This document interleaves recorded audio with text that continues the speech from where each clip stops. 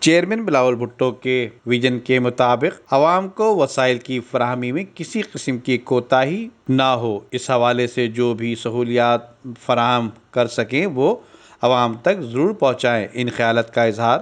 وزیر اعلیٰ سندھ کے معاون خصوصی علی احمد جان نے ایڈمنسٹریٹر بلدیہ غربی عبدالحلیم جاگرانی کے ہمراہ PS 93 اور PS 96 میں جاری کاموں اور سی سی فلورنگ، نالے کی کروٹ اور سیوریج کی لائن کے کاموں کا افتتاح کرتے ہوئے کیا، جبکہ اس موقع پر علاقہ معززین نے معاون خصوصی اور ایڈمنسٹریٹر کا یونین کونسل میں ترقیاتی کام کروانے پر شکریہ ادا کیا۔ معاون خصوصی نے علاقہ معززین سے گفتگو کرتے ہوئے کہا کہ بلدیہ غربی میں رہائش پذیر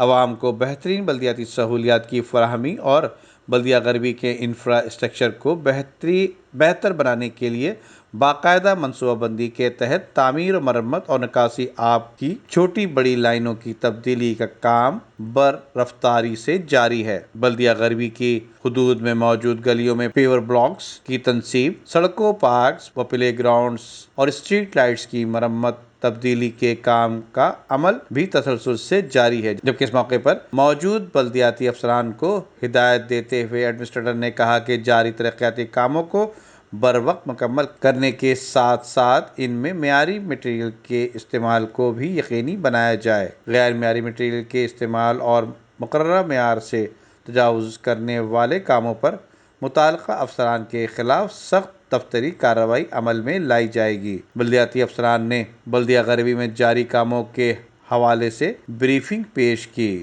ندیم صدیقی، میٹرو 7 پاکستان۔